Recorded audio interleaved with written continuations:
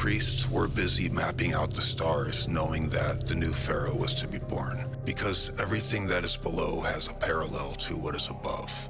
They would communicate with these above worlds using the Ankh for guidance. To the OG Egyptians, stardust, of which we are all made, was meant to be awakened while on Earth, to be reunited with the invisible world from which it came. So this map would be of great importance at the end of this pharaoh's physical life when he is to undergo his actual birth. Experiencing life on Earth was necessary, but dwarfs in comparison to the place he was to go, and so his entire life was a class to prepare him for a submolecular transfer of consciousness. But because this involves leaving the tangible behind and literally becoming psyche alone, thus experiencing the mind directly with no filtration, there is a danger at the center of this undertaking, and the consequence is eternal. Because if there be any guilt within him during this ordeal, he would not survive the genetic transfer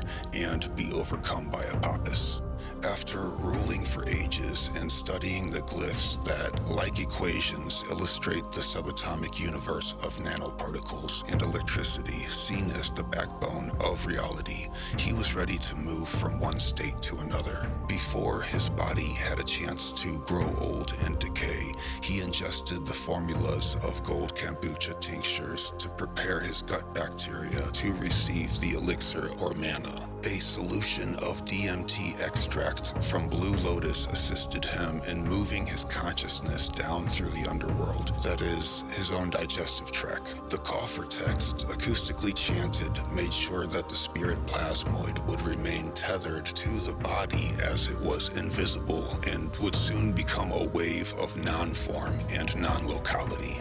His years of preparation on Earth enabled him to successfully navigate the duat, to find and shake awake his unused DNA to full awareness, in which there was a code left over as a message from all ancients before him.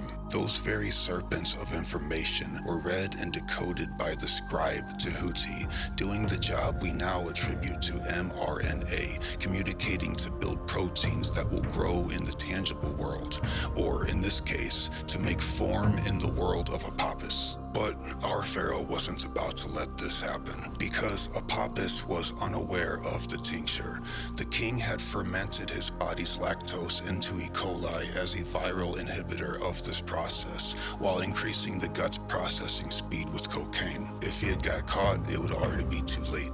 The king created a gap in the chain of sequence between the mRNA and the protein. Apophis was dunked on, and now our pharaoh could fill that gap in the genome with a very particular genre of light. Utilizing the left eye of Seth, what is now known as the lambda, a gene receptor, he cloned his own genetic code and attached the copy to the highest fluidic frequency available to the human body, the plasma. Hey man, what? Can we reel it in right here? This is getting way too ridiculous. I'm just trying to drive the point home that they were advanced. Okay, then they'll read Judy's book for themselves. That's my job. Let's keep it entertainment here. Well, That's no, how stay out of trouble. this way they can see. Stay in your damn lane, Pop. Okay, so basically his physical cells began to die off as his canoe crew arrived, making this the moment that he was waiting for. One copy traveled down to remain on Earth within multitudes of animal life to experience the entirety of the food chain of which he was once a part, because he wanted to remain entangled with the suffering of Earth. This would be of great importance to us future generations later. But the other copy, well, for King Amenhotep, it was time to be born. The body of the pharaoh was in full death process as it was brought into the king's chamber of the Great Pyramid, and the machines were turned on, machines known today as particle accelerators. He recognized the vibrations, seeing the cymatics take place all around him, and knew it was showtime, and our king was not interested in reincarnation. The charged plasmatic nanoparticles merged to the stardust laying dormant in the blood, and he attached himself to the ignition. He was now, by definition, electricity, activated plasma that could never die or be destroyed. But this Earth realm was getting a little boring. It was time to live amongst the netters, in the stars, to watch and maybe guide humanity in its cosmic evolution. evolution. The hydrogen within the pyramid was compressed, and the friction of quartz and limestone rocketed his now plasmatic sentience in the direction of the particular stars mapped out by the priest kings before he was born. He was free of organs that played the role of archons, and his body was left a mummified shell of a cocoon. In a flash of light, he was gone. If something exists in a wave format, it has no weight or density, and so no limitations existed for him now, not even the speed of light. This was handy, because now he could communicate with other cosmic quantum entities through entanglement. 99% of the universe was now his in an instant, and his first stop, he would be paying a visit to the Ka and the Ba, or what the Gnostics called a Metatron, one of two beings that we now call a Kordylewski cloud.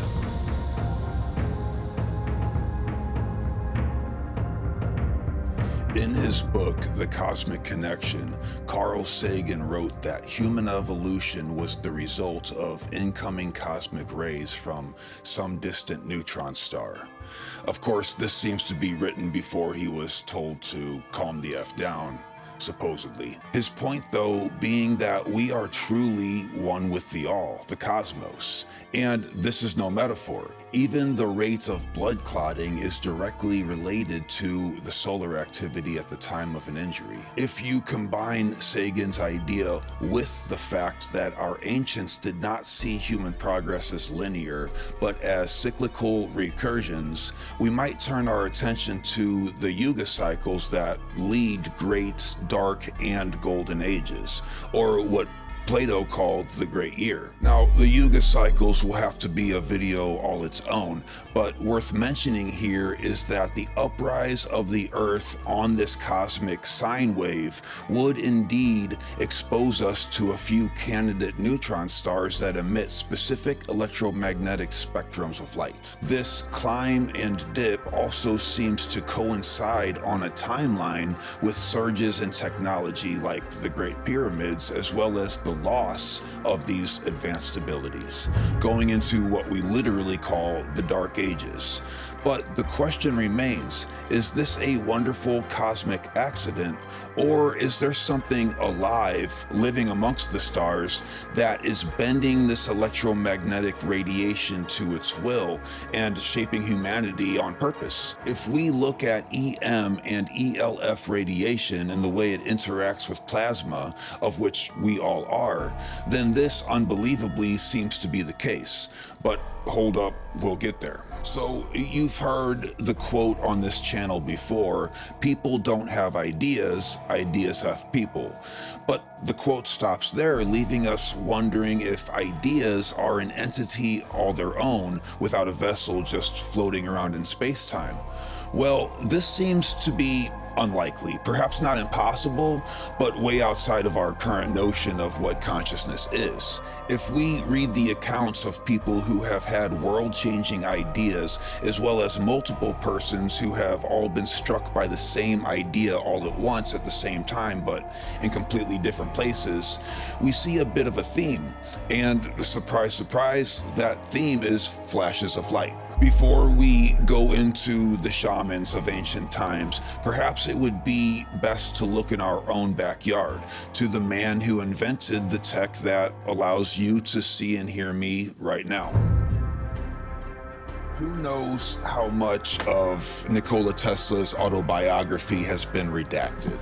I don't know, but in it, what we have left of it, he writes this. In my boyhood, I suffered from a peculiar affliction due to the appearance of images, often accompanied by strong flashes of light, which marred the sight of real objects and interfered with my thought and action.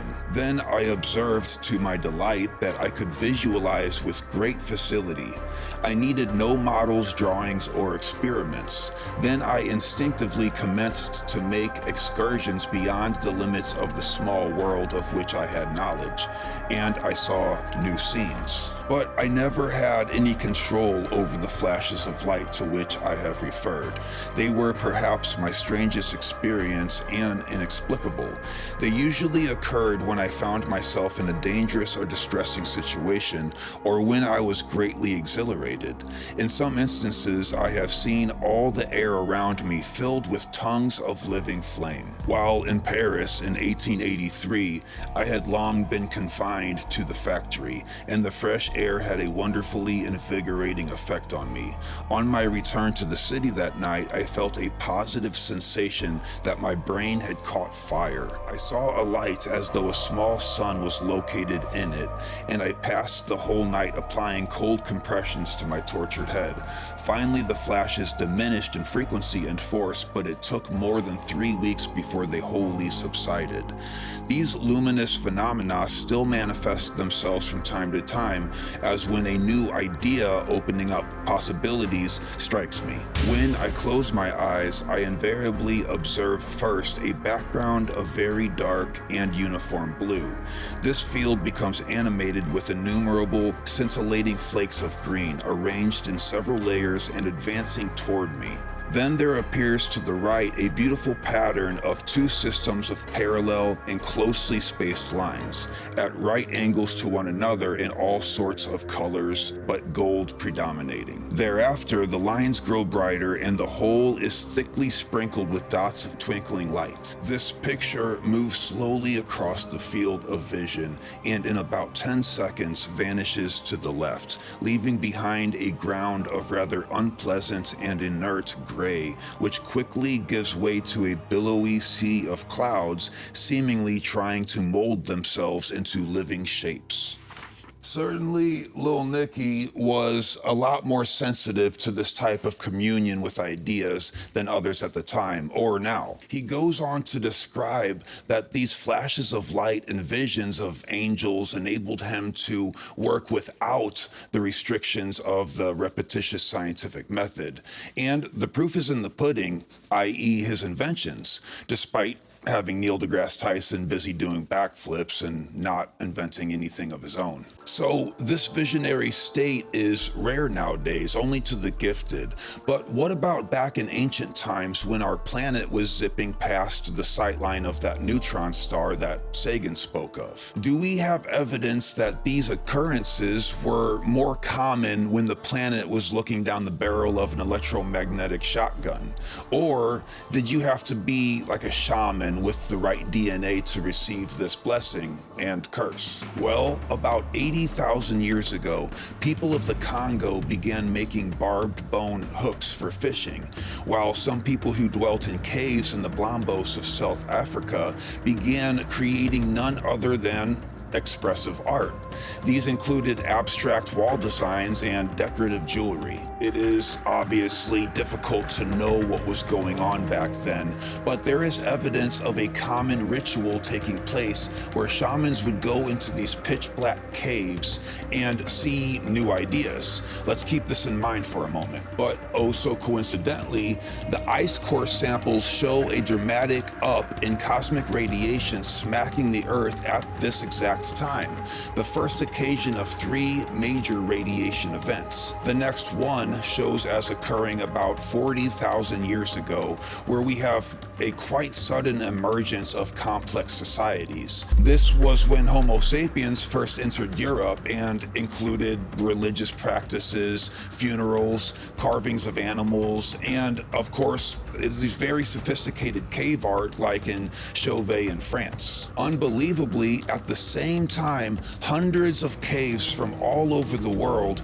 became rapidly illustrated simultaneously, and this went on for quite some time until about 12 or 13,000 years ago when it, as you know, all ended so abruptly. But ancient shamans of this prehistoric time are said through oral traditions to go into caves where no visible light would interfere with their spiritual visions. They would go into trance one way or another, often with the help of hallucinogenic brews that we have talked about, and would see bright flashes of light inside their heads, followed by answers to many questions concerning healing, healing, traveling, and even war.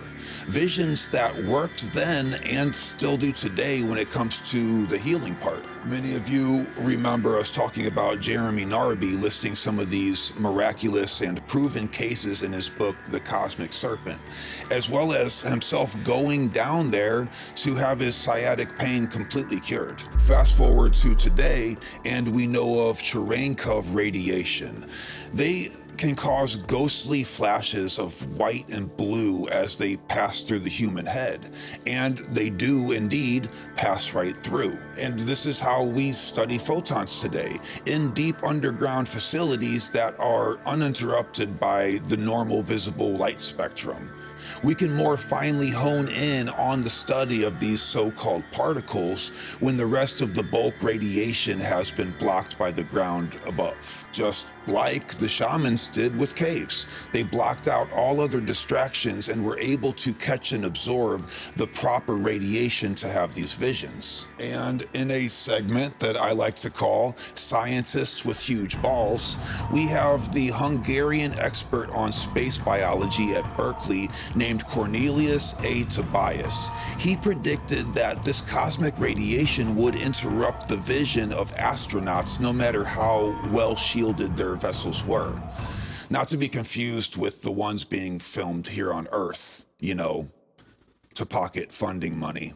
Andrew Collins writes about this badass physicist in the book Lost Knowledge of the Ancients. To test his hypothesis, he devised a unique but very dangerous experiment. He decided to expose himself to subatomic particles produced by UC Berkeley's particle accelerator, which has been described as a veritable cosmic ray factory. Part of its function is to rip away electrons from heavy elements including iron and then focus the nuclei into a beam of particles which are then accelerated to virtually the speed of light, like the jets produced by neutron stars. Tobias quite literally stuck his head in the flow of particles and observed something almost unique on Earth. Quote, "It is an exhilarating sensation. It is as though you are looking into the universe itself," unquote.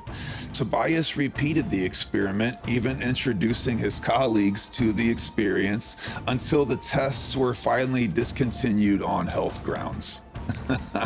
Some cosmic rays might hit the brain directly, causing not only the sensation of light flashes, but also other seemingly external effects, such as odd smells. In southern Greece, ascetic monks adhering to a form of religious devotion known as navel-gazing have for centuries repaired to the darkness of caves on the mountain to witness the divine light and glory of God, which is compared with that experienced by the disciples on Mount Tabor,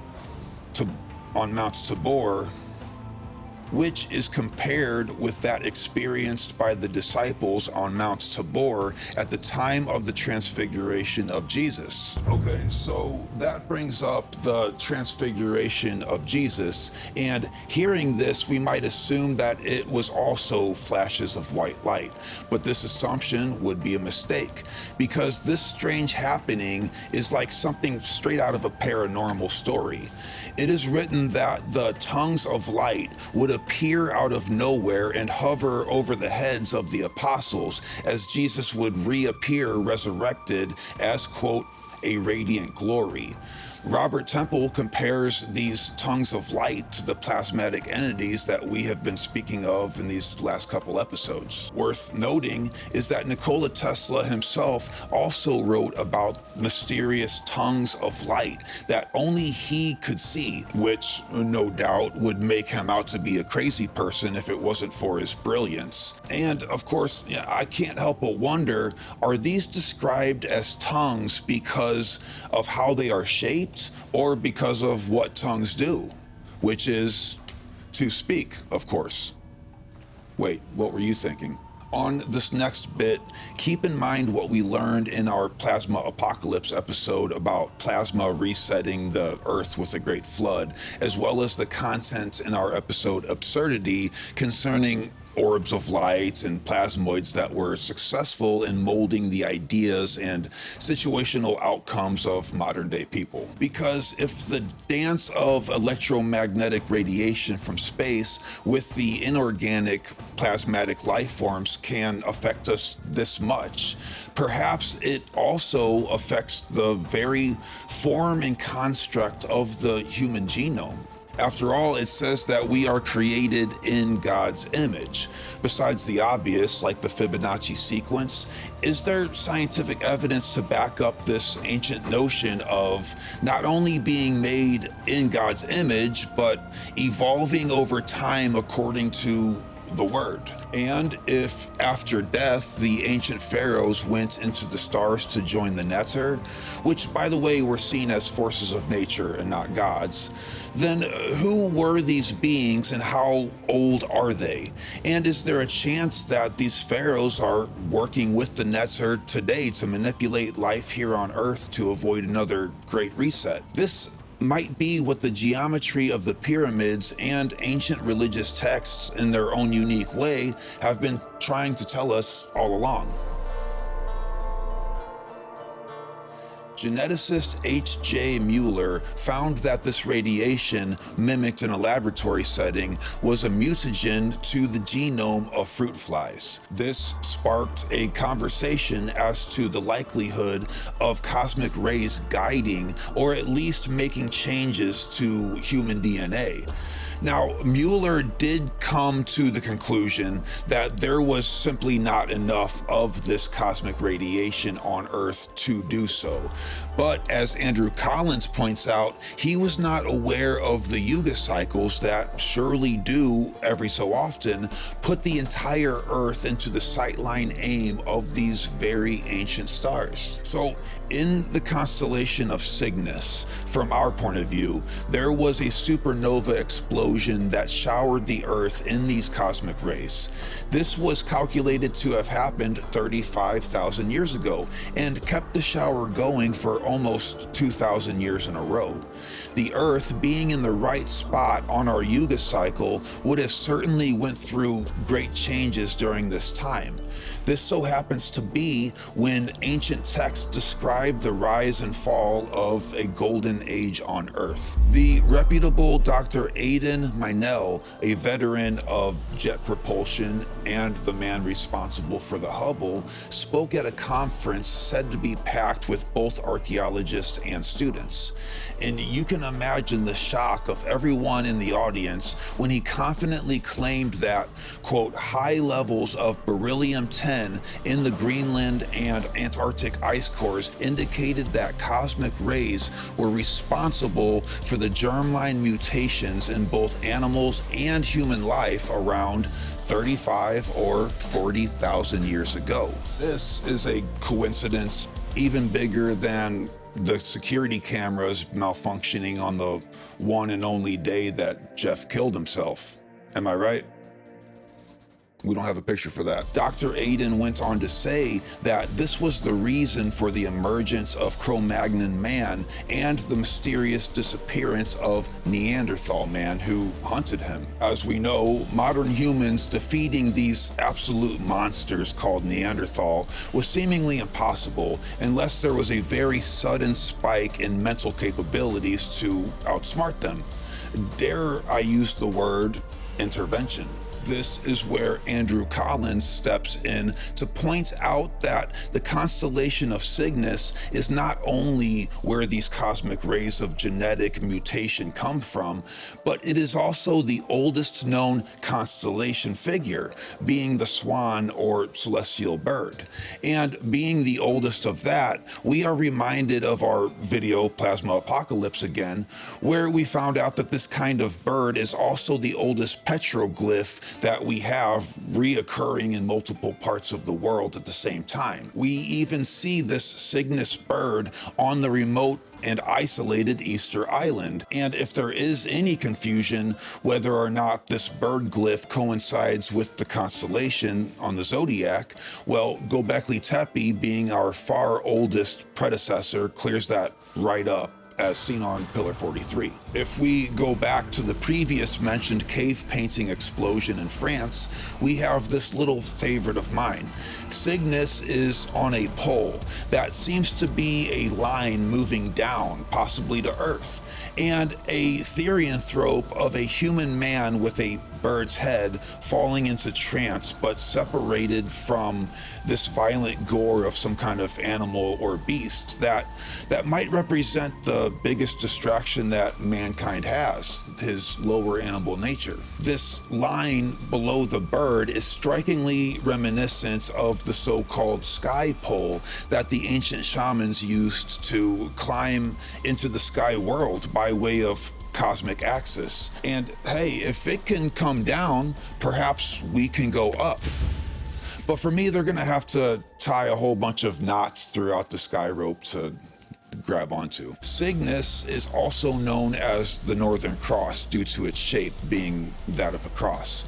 Tying in a whole bunch of other stuff unrelated to this video, but I mean, you know, there you go. Collins writes that, and I quote, "It is the same story in stone worldwide, from the bird effigy mounds in North America to the Olmec centers in Mexico, the Incan sacred city of Cusco, the Egyptian pyramids in Giza, the Hindu temples of India, to the Irish and British megalithic stone complexes of Newgrange and Avebury, all of which seem to reflect an age-old interest in Cygnus. But a lot of these glyphs that represent Cygnus happened because the shamans went into the darkness of the caves.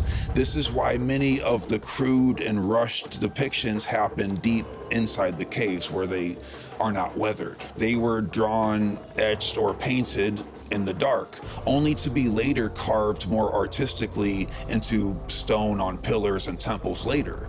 The caves were the rough draft, and this happens to be where these flashes of light happen inside the heads of the shaman. The cave walls, just like the ground above our modern scientific facilities, filtered out all other light and radiation, except for these particular ancient cosmic photons delivered here from the most ancient celestial happenings in space, in this case, Cygnus. The coincidences here are zipping right past being evidence and into the realm of certainty in this case. But it still doesn't answer the question as to who or why this is happening. We just see that it is happening. And that ain't bad for now, considering that the established worldview on this is that everything fell into place accidentally. In his section of the book, Lost Knowledge of the Ancients, Andrew Collins writes this: "Resonating at some of the highest energies ever detected, they were quickly dubbed Cygons, later changed to Cygnets, meaning children of the swan. This amazing data led to the controversial claims that Cygnus X-3 was the first identified cosmic particle accelerator in the galaxy. Cygnus X-3 is a binary system composed of a dying Wolf-Rayet star that feeds a close proximity neutron star, producing streams of superheated plasma." And that kind of makes me wonder why it's called a Wolf-Rayet star, and we have all this ancient talk about, you know, the dog star, Sirius, and Anubis. This ejecta is shot out at relativistic speeds very close to the speed of light. These unimaginable beams, like cosmic searchlights, are held together by magnetic sheaths that produce powerful particle acceleration in a variety of frequency ranges, including X-rays, infrared, radio waves, and gamma rays. Astrophysicists announced that Cygnus X-3 might well be the galaxy's first blazar, a term used when one of a deep space object's twin plasma jets is aligned toward our solar system. In other words, it is pointed straight at us. The ejecta produced by such jets could easily be responsible for increased levels of cosmic rays reaching Earth.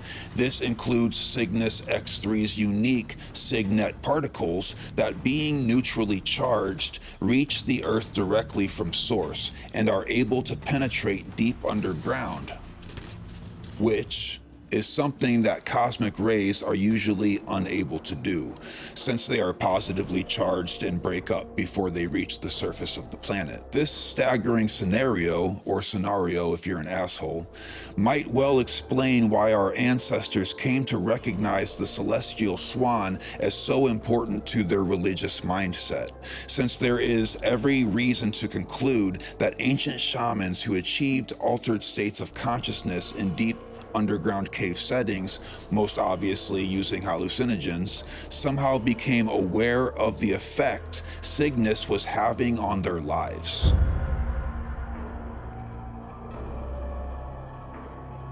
It is widely known that we are all connected to each other, not just by means of sharing the same plasma and stardust, but also psychologically. But we are also connected by way of very low frequency electromagnetic waves known as ELF radiation. And as we cover this next bit, it might start to kind of make sense in a weird synchronistic coincidence yet not coincidental way that ELF spells elf. And elves are the very thing described as having communion with us under the influence of the second most powerful hallucinogen on Earth, known as DMT. Elves are also a staple in all folklore as etheric beings that are eager to speak with humans whenever they get a chance. On the opposing pole of frequency speed to that of gamma and X-rays, which are incredibly too fast to imagine, the human brainwave activity falls within the ELF range, and that is why it has been found to affect human behavior in various studies. Whether or not they can use that against us, we'll talk about in a little bit. Even lower than this is the frequency of the Earth itself, hovering at about 7 hertz. You might have heard of the Schumann resonance, and indeed it is no far cry theory that putting it on with the subwoofers on high will cause a calming sensation to the human nervous system, and to those with practice, strange etheric meditative states. Why? Well, very simply, we are a product of our environment, and when this pulse meets the pulse of our frequency, being the smaller party, we meet it halfway. And we are lucky to have access to these frequencies so instantly in today's age. To synchronize with the vibe of Earth, once upon a time required carefully calculated drumming and chanting, which essentially did the same thing. Whereas now I can find 7.8 hertz on a tone generator and play it for you right now. Oh yeah. Oh, that's the good stuff. Oh, it's like the purr of a kitten for the soul. It's like macaroni and cheese for your spirit. Side note, most of you know that I am a musician and write all of the songs at the end of these videos, doing my best to make Papa Pythagoras proud. But I also write the scores of these videos that you're hearing throughout them. If you have ever watched and wondered why some of you have had a deeply calming sensation or even hyper focus during certain parts, well, it's not my voice like many of the single mothers have expressed in the comments, but much of it comes from the tuning of these frequencies used. And that is by no way a placebo effect, considering that you didn't know it till I just told you. But Earth's heart oscillates at 7.8-ish hertz. There's changes taking place as of recently. But this frequency gets faster as it gets higher in the atmosphere, leaving the human nervous system right in the middle. We are very much subject to this vibe, and not just our moods and ability to concentrate. The dynamics of these frequencies is how birds migrate and how whales find their way around when surrounded by nothing but endless abyss of ocean, aka the most terrifying thing I can think of. Even the sun has a measurable frequency that is not just heard, but can be seen. Every 2 minutes and 40 seconds, the sun shrinks down in size and then re-expands. This motion is small to the sun, but is actually a measurable dip of 6 miles in and out. Is this a cosmic being's way of breathing? Is the Egyptian personification of Ra more literal than we assume today? Well, surely, if it was a conscious entity, it would break its own predictable habits from time to time. And it just so happens that in May 1999, a very strange anomaly happened that is so bizarre that we don't really even talk about it. I have noticed that when things are truly strange to us, we kind of just leave it alone despite the important role that anomalies have in breaking our stubborn worldview. But for 2 entire days on that one and only particular year, the solar wind completely stopped. This obviously throws a wrench into our entire understanding of how the sun works. And it wasn't an equipment error. The solar wind has always been there 100% of the time. In fact, it is impossible for it to just quit because supposedly it's fueled by an unimaginable amount of nuclear energy. So coming to a stop would be like pressing pause on an atom bomb, freezing time and then continuing where it left off a bit later, except on a much grander scale.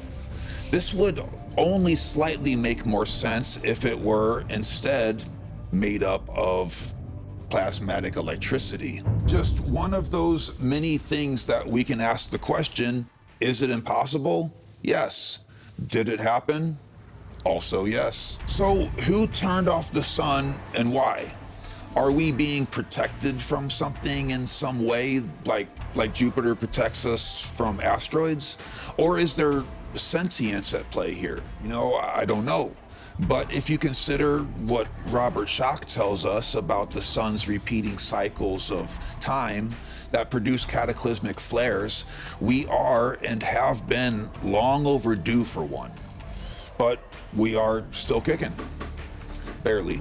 Something that's weird as hell until you remember the time our nuclear weapons facilities literally went to go hit the button to launch, and a for real UFO shut off all its power and its backup generators.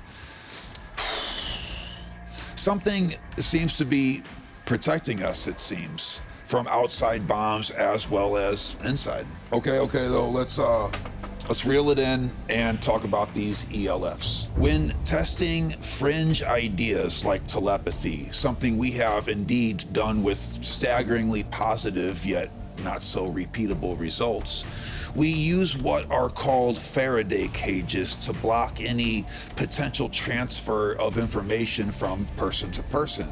These are known to block electromagnetic signals. But just like telepathy has been shown to do, these so-called ELF waves also pass right through without obstruction.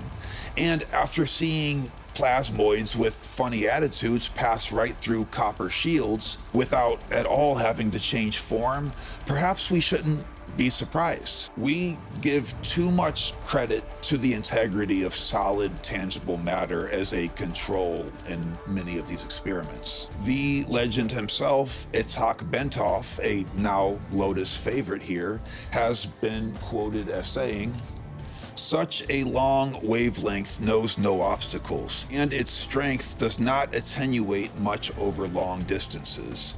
Naturally, it will go through just about anything: metal, concrete, water, and of course, the fields making up our bodies.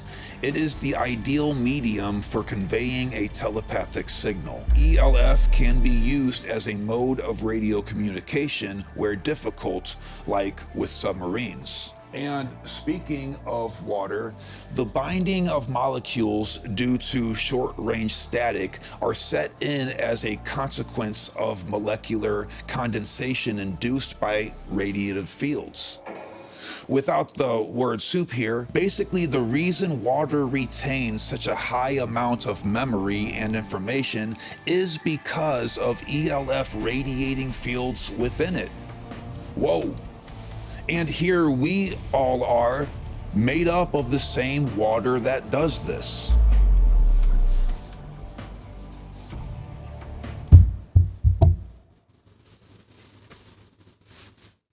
this one's expensive. ELF and this electromagnetic stuff, this is real wave formats happening according to our scientific material world, not on the fringe, but at the same time, not only linked to, but also overlapping the fringe. We just have to open our eyes to what we have been told is not possible. We are told that telepathy is like magic, fun in theory, but just not real. But as made clear by author C. Clarke, magic is just tech that we don't understand yet. In this notion, the invisible signal that is decoded by your TV to play this video is magic, and by all means impossible until the day comes that it is. Here's the fruit though. Everything inside the phone that does this magic, the crystals, the electrons, the gold conductors, etc., are all available to us within the human body, making it not so weird to read about what the ancient pharaohs once did with these same materials. I mean, why do we think that gold and crystals have agelessly been seen as valuable even before the technology in your hand? We assume it's because they are pretty to look at, but so are sunsets, boobs, and babies.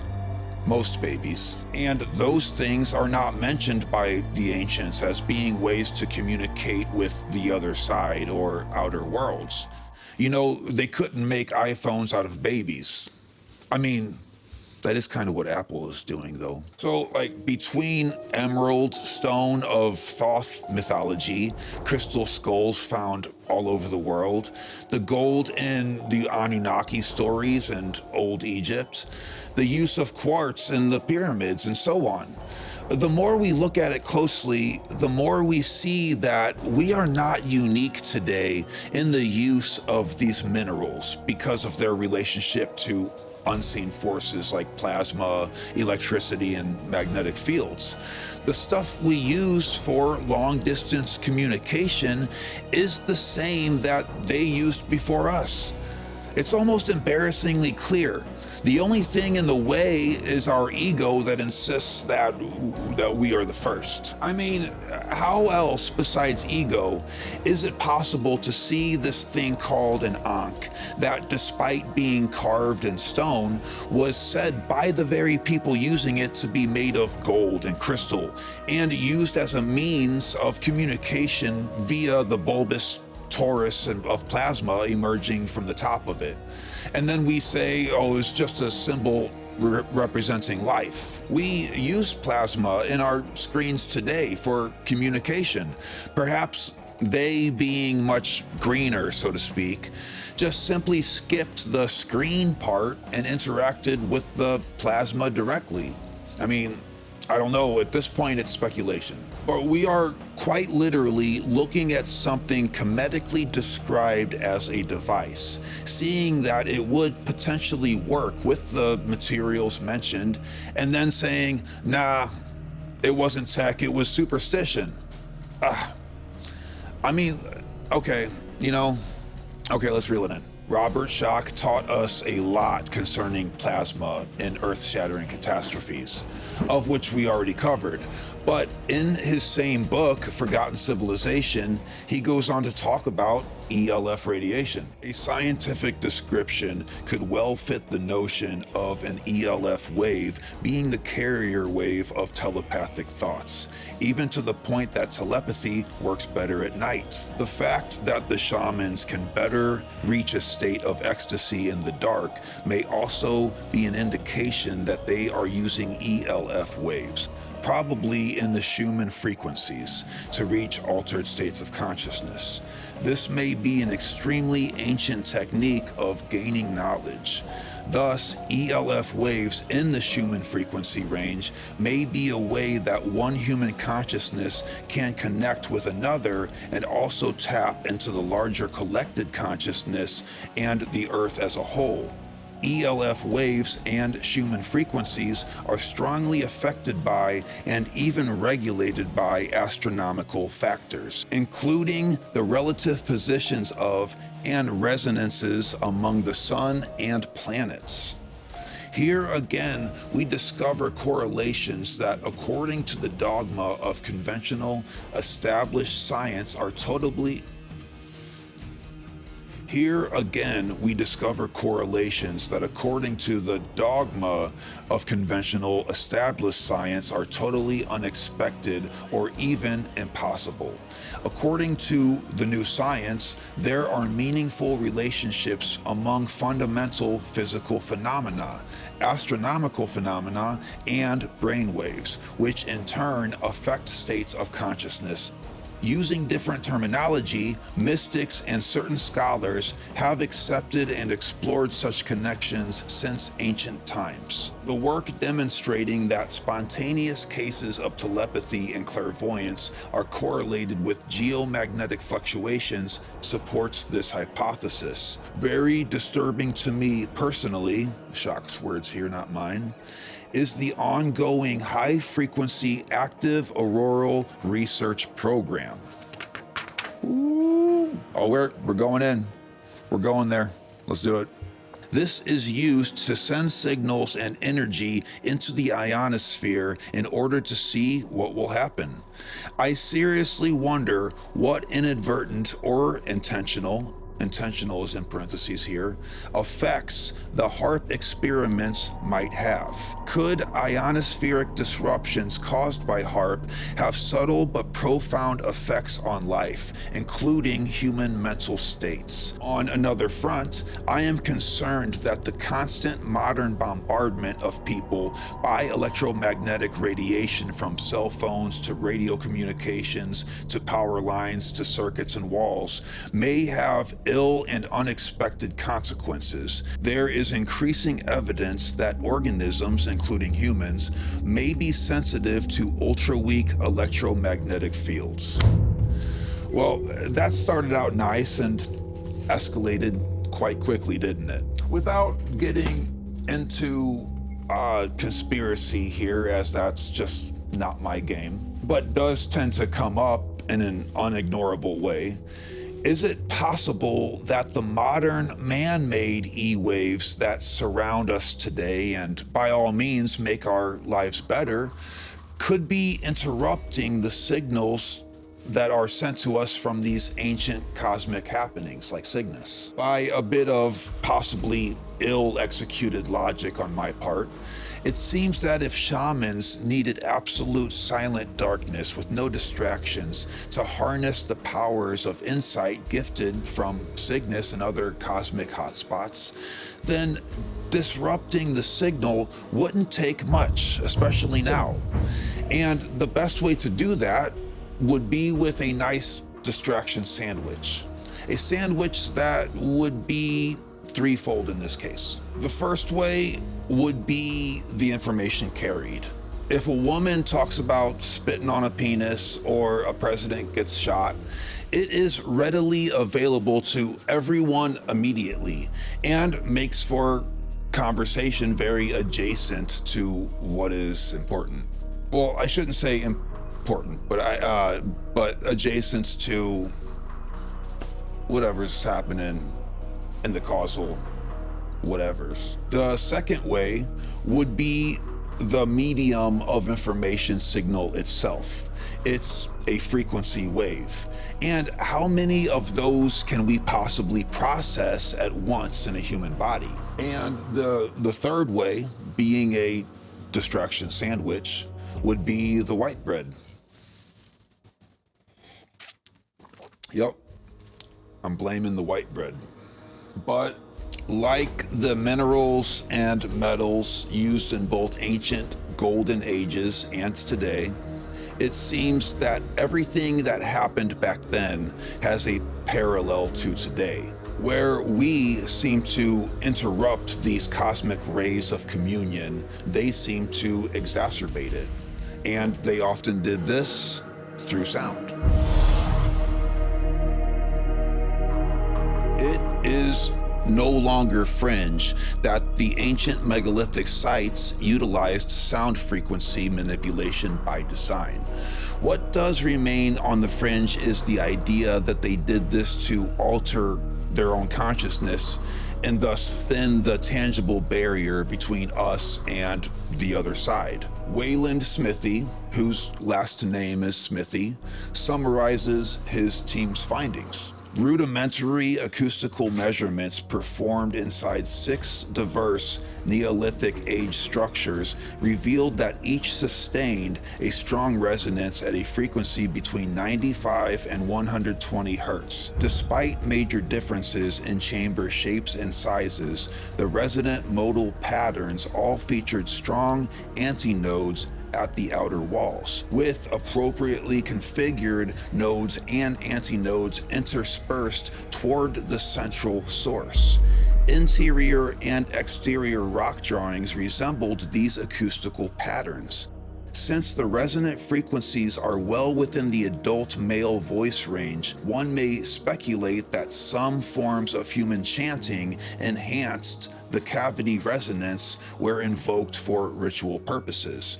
Robert Schock adds to this. Stone structures, pillars, and enclosed spaces could be used to magnify, conduct, and enhance certain sounds, producing resonances and standing waves while filtering out other sounds. According to Inuits in Popular Archaeology, regional brain activity in a number of volunteers was monitored by EEG machines. The findings indicated that at 110 Hz, the patterns of activity over the prefrontal cortex abruptly shifted, resulting in a relative deactivation of the language center and a temporary shifting from left to right-sided dominance related to emotional processing and capability in the brain.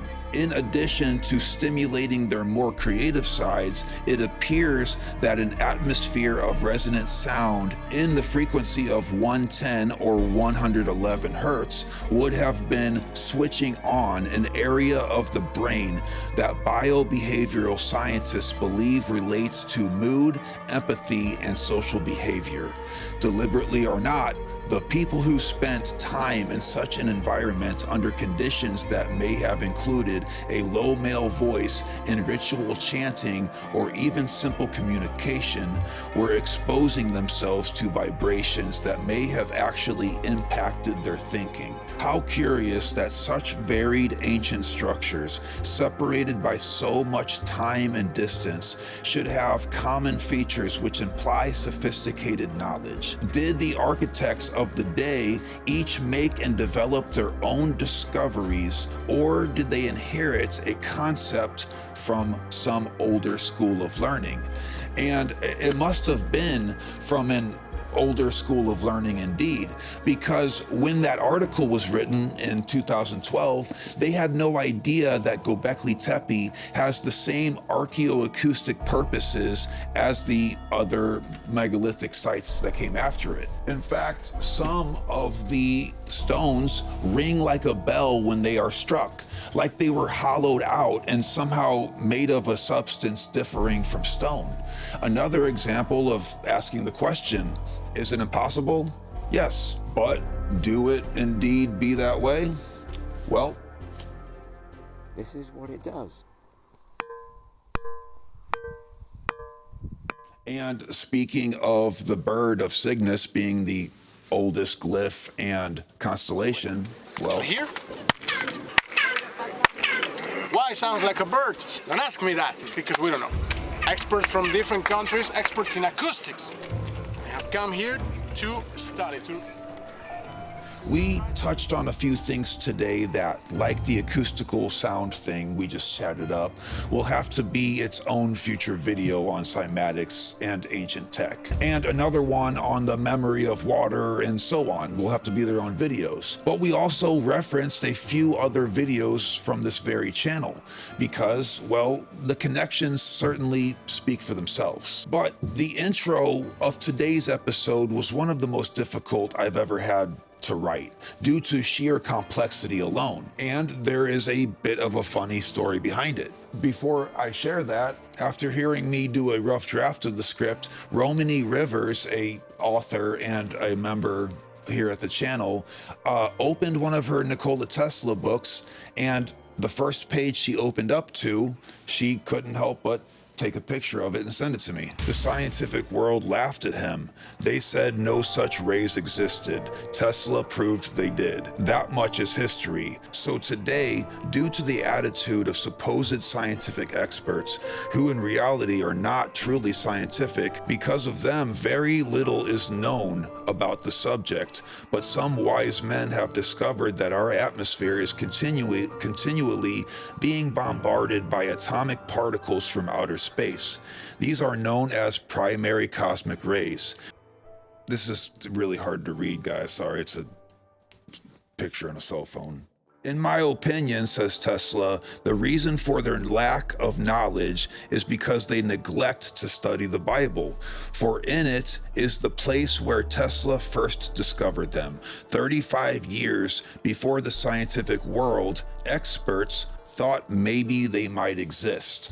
And that's a little section that would have got right by me if it wasn't for the comments. And in Robert Temple's book here, he talks about being so in tune with this cosmic communion that he too can go to a bookshelf and open it right up to the middle somewhere and find the source of what he's looking for. Our video DMT in St. Peter, the Anubis vibe check, was the result of a comment that our friend Sarah left on a video. When she laid out her theory in the comments, it just immediately clicked for me, and I couldn't believe that I hadn't made that connection myself. And others, from Eric's near-death experience to Telenis Terp hypothesizing that Göbekli Tepe was an initiation labyrinth of some sort.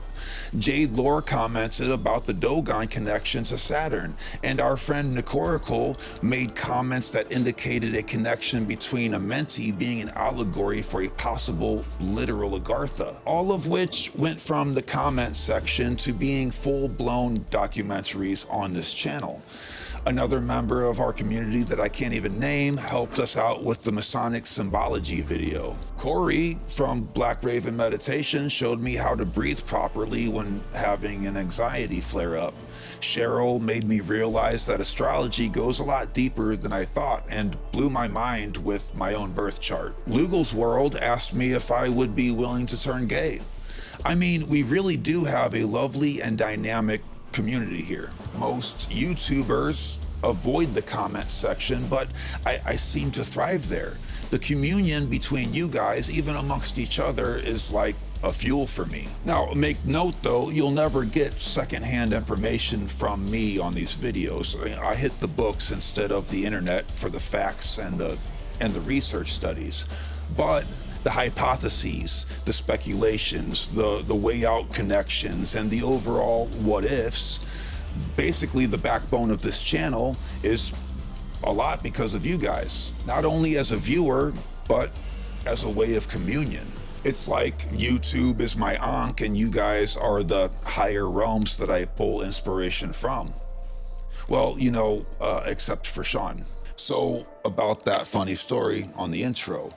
Well, when Elisanya, owner of House of Healing, a metaphysics shop in Norway, commented on our video, The Nine and the Primordial Question, that these squiggly elbow creatures that I've seen in altered states were the conscious remnants of Egyptian pharaohs that send viral persuasions down to earth to flesh out new ideas through people as a medium. Well, I thought it was crazy. Fun, but crazy nonetheless. And then one after another, here and there, comments on other videos seemed to add weight to this outlandish theory. People would type out their own trip reports or comment something they heard from Terence McKenna or whatever. And I began to think, what if? And explored the idea only as entertainment. Led me to Judy King's very overlooked work, The Isis Thesis, as well as the Egyptian Book of the Dead, but like in a new light with fresh eyes. All of a sudden, I felt like I wasn't looking at hieroglyphics anymore. We have always assumed that this form of language was just pictures because they didn't have letters yet. But wait a second. These guys had the most advanced architecture on Earth, still today. And we are assuming their language was pictograms, like a damn set of emojis in a text you would get from Sean's mother-in-law when she discovers the eggplant symbol after having one too many Long Island iced teas. Is it an insult to these ancient Egyptian brilliant minds for us to assume anything? What I came to realize is that the hieroglyphic language was much closer to equations. Not mathematical, of course, but equations nonetheless, carefully thought out and set in stone for universal communion with us, the future. Had they used an alphabet to describe the phage lambda and its role in RNA processing, we would have never known, as the vocabulary would have been even more alien to us than the glyphs. So, through way of both parabolic illustrations and subtle spacing and timing, they put their message in a way that was both allegory and literal, but most importantly, beautiful. The aesthetic kept us mystified and curious all these years until we were finally advanced enough to put two and two together, and there's still a lot of work to do. As I'm brought these new angles and insights, I realized that no man is an island, and there is no individual things in the universe. There are only relationships. A thing is a thing because it is not what something else is. Likewise, a person is only a person because they are not who another is. The differences are what makes identity possible in the first place. Having a mountain of gold is useless without something to apply it to. And the funniest joke on earth is pointless without a separate ear to catch it. So, if you think about it, on both a grand scale and the subatomic, the only thing that exists is communication. The only thing that information has is communion, and thus, the only thing that we have is each other. I've got one foot in the grave, but care more than a fool who would be here in my place.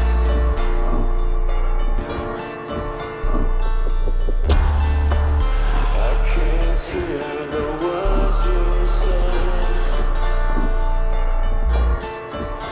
I've grown deaf to the sound of you getting your way, but I'll offer my hand because the sun hides its face when I step outside.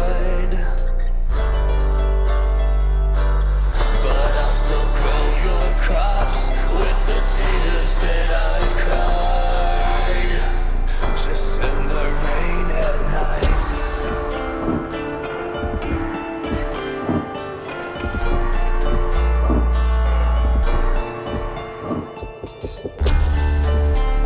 In blood they write my name.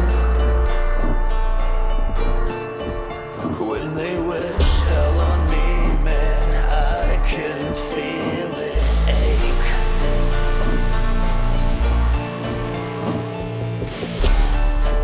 So I am moving toward the pain. I will walk underwater deeper every day. The sun hides its face when I step outside. Hold your umbrella high, but I'll still grow your crops with the tears that I've cried. Just turn the rain at night. Take my hand, and you'll never know what it's like to be dead. Take my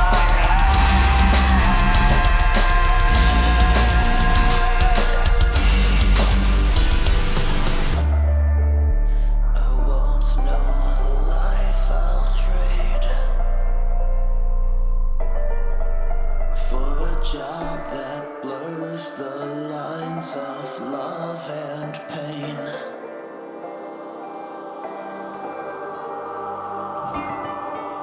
My name loves the words you shout. I'll come running head over heels with foot in mouth.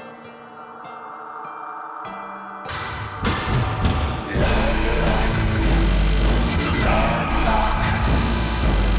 A human shield when the wind starts to gust. Love lust, bad luck. You'll breathe easy when my flesh turns to dust. Love rust, bad luck. Life is easy 'cause it's harder for some.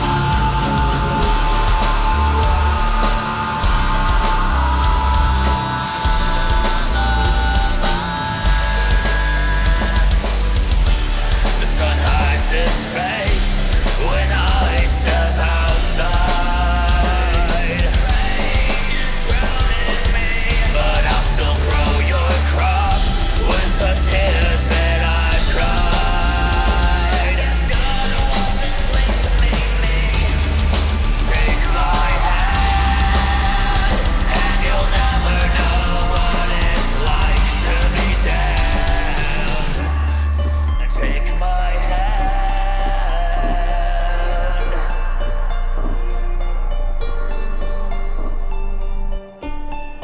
Take my hand.